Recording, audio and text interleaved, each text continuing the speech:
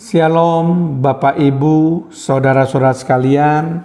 Kita berjumpa kembali dalam acara Menerima hari ini. Kita akan terus menggali kebenaran firman Tuhan, karena setiap hari kita harus mengisi hidup kita dengan firman Tuhan.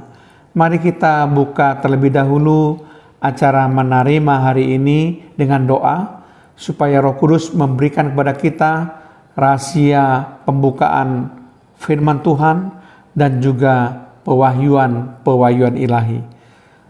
Terima kasih Tuhan, kalau Tuhan masih izinkan kami untuk berjumpa kembali dalam acara Menerima hari ini, di mana kami tetap ingin terus-menerus belajar firman-Mu Tuhan. Roh Kudus memberikan kepada kami hikmat, akal budi, kebijaksanaan, supaya firman Tuhan dapat bisa menuntun hidup kami, menjadi pelita bagi hidup kami dan terang bagi jalan kami. Terpujilah nama-Mu Tuhan, di dalam nama Tuhan Yesus Kristus. Haleluya. Amin. Bapak Ibu Saudara sekalian, topik yang akan kita bahas sebagai lanjutan dari topik yang lalu, yaitu kuat di dalam Tuhan bagian kedua.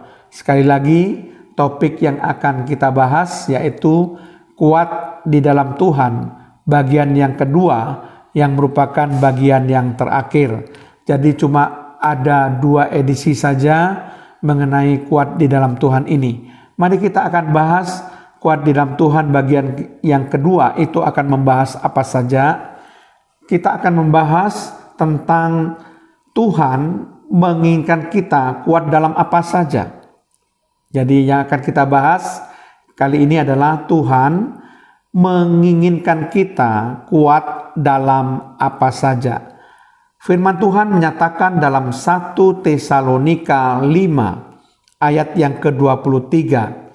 Semoga Allah damai sejahtera menguduskan kamu seluruhnya, dan semoga roh, jiwa, dan tubuhmu terpelihara sempurna dengan tak bercacat pada kedatangan Yesus Kristus Tuhan kita.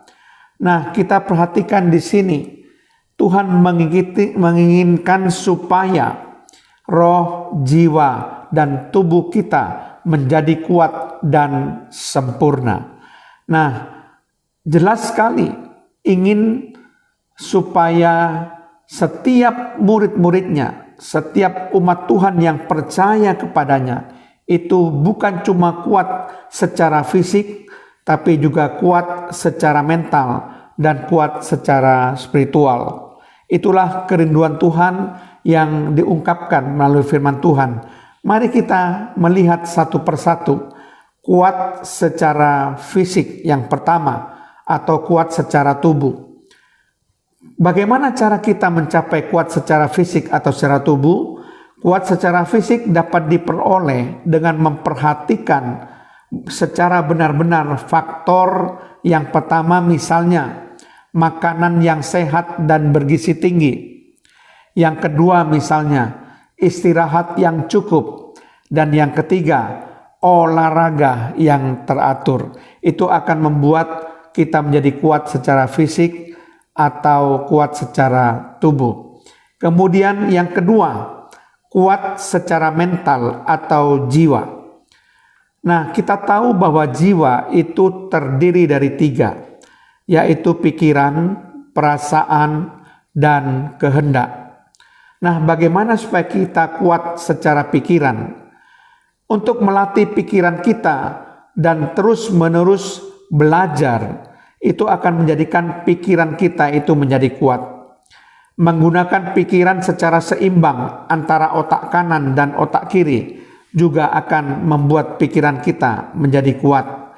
Memikirkan banyak hal-hal yang positif, yaitu yang benar, yang mulia, yang adil, yang suci, yang manis, yang sedap didengar, yang disebut kebajikan dan patut dipuji, sebagaimana tertulis dalam Filipi 4 ayat yang ke-8. Itu juga akan membuat pikiran kita akan menjadi kuat. memikirkan perkara-perkara yang di atas juga akan membuat pikiran kita menjadi kuat. Jadi pikiran kita ini terus dilatih untuk senantiasa menggunakan secara seimbang antara otak kanan, otak kiri, dan terus menerus memikirkan hal-hal yang positif. Itu akan membuat pikiran kita menjadi kuat. Nah, lalu bagaimana cara melatih perasaan kita?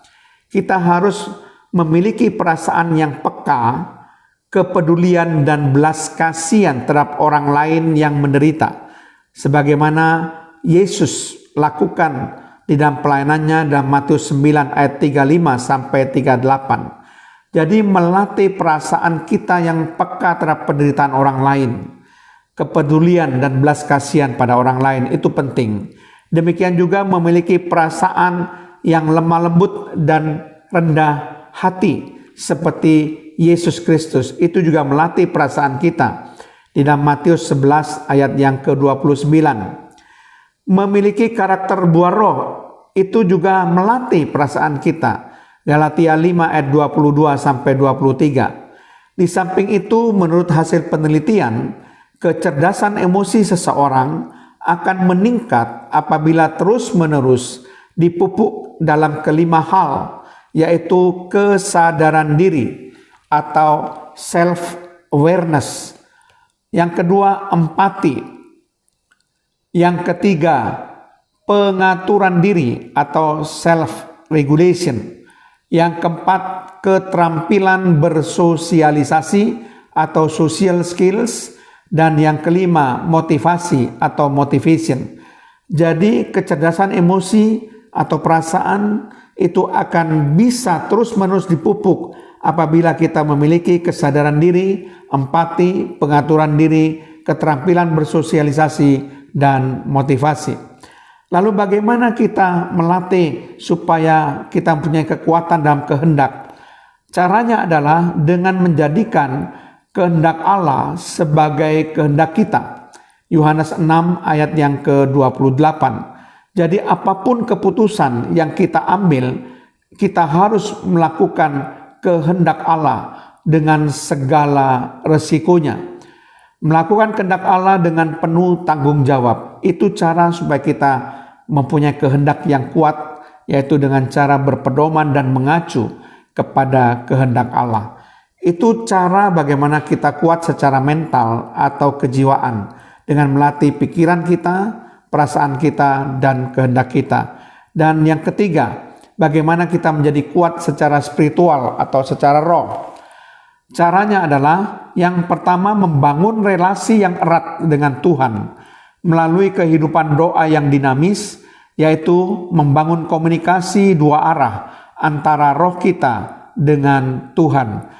Dalam 2 Tawarik 7 ayat 14 dikatakan, dan umatku yang atasnya namaku disebut, merendahkan diri, berdoa dan mencari wajahku, lalu berbalik dari jalan-jalannya yang jahat, maka aku akan mendengar dari sorga dan mengampuni dosa mereka, serta memulihkan negeri mereka.